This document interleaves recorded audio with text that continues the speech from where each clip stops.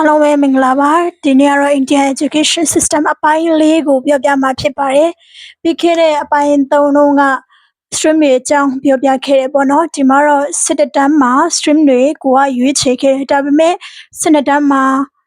အဲဒီ stream ကိုဆက်မယူချင်ပြန်ပြောင်းလို့ရမရပြီးလို့ရှိရင်စစ်တမ်းမှာကျတော့အတန်းတွင်စာမေးပွဲမှာ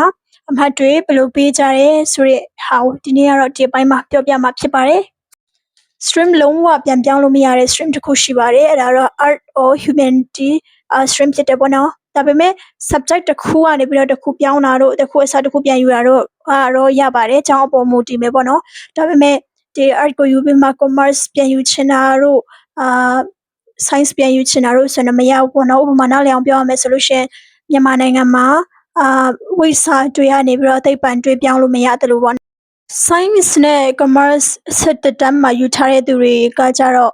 ပြန်ပြောင်းလို့ရတယ်အဲ့ဒါက science ယူထားတဲ့သူတွေအနေနဲ့ဆိုရင် art ကိုပြန်ပြောင်းလို့ရတယ်တချို့မှာဆိုရင် commerce ကိုပြန်ပြောင်းလို့ရတယ် commerce ယူတဲ့သူတွေအနေနဲ့ဆိုလို့ရှိရင်လည်းပဲ art ကိုပြန်ပြောင်းလို့ရတယ်ဆိုတော့တန်းတင်စာမေးပွဲမှာက10တန်းတော့နဲ့အတူတူပဲသူက100မှ100မှတ်ဖို့မဖြစ်ရဘူး80မှတ်ဖို့ပဲဖြစ်ရတယ်ကျန်တဲ့20ကိုကျတော့ကျောင်းကနေပေးခွင့်ရှိရပေါ့နော်ကျောင်းကနေပေးရတဲ့အမှတ်ဖြစ်တယ်အဲ့မှာ10တန်းနဲ့ကွာတာပါလဲဆိုရင်10တန်းမှာကျတော့ဒီစာမေးပွဲဖြေရတွေပါညာမှာ15မှတ်ပေးပေမဲ့12တန်းမှာကျတော့ဘယ်လိုဖြစ်သွားတယ်လဲဆိုတော့သူရဲ့ကျောင်းသားတယောက်ရဲ့ character တွေကျောင်းခေါ်ခြင်းတွေက15မှတ်ပေးရတယ်အဲ့ဒီကနေပေါ့နော်ဆိုတော့ဆရာမတွေရဲ့လက်ထက်မှာအမှတ်ကအရင်ရှိတယ်လို့ဖြစ်သွားတယ်ပေါ့နော်ပြီးလို့ရှိရင်နောက်ကျန်တဲ့9မှတ်ကိုကျတော့ဒီစာမေးပွဲတွေပါညာဖြေရထဲကနေပြီးတော့ယူရတယ်ပေါ့နော်ဆိုတော့ဥပမာတကယ်လိမ္မာတဲ့ကျောင်းသားတွေပါညာဆိုလို့ရှိရင်တော့20မှတ်ထဲကနေ15မှတ်ရဖို့တော့ဘာဖြစ်ဖြစ်သိချတယ်ပေါ့နော်အဲ့လိုမျိုးတွေ့လို့ရတယ်အဲ့လိုပဲဒီ internet မှာဆိုလို့ရှိရင်ခရိုင်းလိုပဲ9မှတ်ကပေါင်မှတ်ဖြစ်တယ်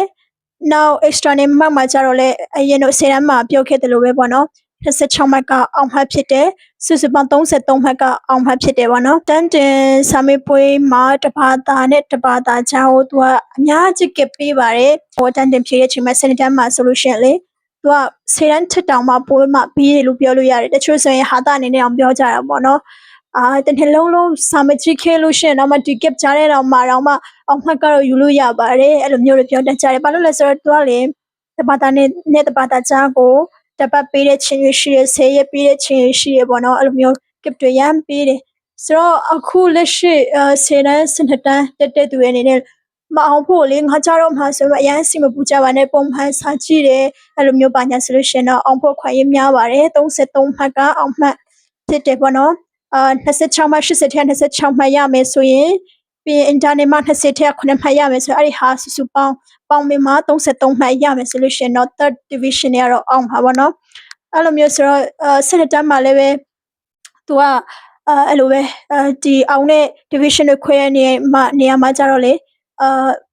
distinction ရှိမယ် first second third ပေါ့နော်အဲ့လိုမျိုးရှိမယ်ပြီးလို့ရှိရင်နောက်တစ်ခုရှိသေးတာပါလဲဆိုရင် compartment ဆိုမှရှိတယ်ပေါ့နော်ဥပမာဒီကျောင်းသားကတခြားဘာသာတွေမှာအကုန်လုံးမအောင်တယ်ဒါပေမဲ့တဘာသာမှာကြားခဲ့တယ်ပေါ့နော်အဲ့လိုမျိုးဆိုလို့ရှိရင်တော့သူကကူစားမြန်မာလိုပြောမယ်ဆိုလို့ကူစားအနေနဲ့ပြန်ဖြေခွင့်ရှိတယ်အခွင့်အရေးပေးတယ်ပေါ့နော်အဲ့လိုမျိုးဖြစ်ပါတယ်ဒါပေမဲ့အောင်လက်မှတ်မှာကျတော့ဘယ်လိုပဲပါသွားတယ်လဲဆိုရင်ဒီကျောင်းသားကူစားနဲ့အောင်တဲ့ကျောင်းသားဖြစ်တယ်ဆိုပြီးမှအောင်မှတ်မှာကျတော့အောင်လက်မှတ်မှာကျတော့ရေးပေးတတ်ကြတယ်ပေါ့နော်ဒီနေ့ဒီအပိုင်းမှာကျတော့ဒီလောက်ပါပဲနောက်အပိုင်းတွေမှာပြန်ဆုံးပါမယ်တကယ်လို့အဲ့လိုမျိုးပြောပြစီချင်တဲ့အကြောင်းအရာတွေပေါ့နော်ရှိတယ်ဆိုလို့ရှိရင် comment မှာရေးပေးလို့ရပါတယ်ကျွန်မတနိုင်ဆုံးပြောပြပေးမှာပြန်ပြောပေးပါမယ်ဒီအပိုင်း1ကနေပြီးတော့အပိုင်းခုလေးအထီကကျတော့ကျွန်မရဲ့လက်တွေ့ကြုံခဲ့ရတဲ့အရာတွေကနေပြီးလို့ရှိရင်ဆက်ဆံမတွေကိုကျွန်မမေးတယ်ကျွန်မကိုယ်တိုင်လည်းဖြတ်ကျော်မှတက်ခဲ့ရတဲ့ experience တွေကနေပြီးတော့ပြောပြတာဖြစ်တယ်ပေါ့နော်နောက်ပိုင်းတွေမှာလည်းပြန်ဆုံးပါမယ်အားလုံးကိုကျေးဇူးတင်ပါတယ်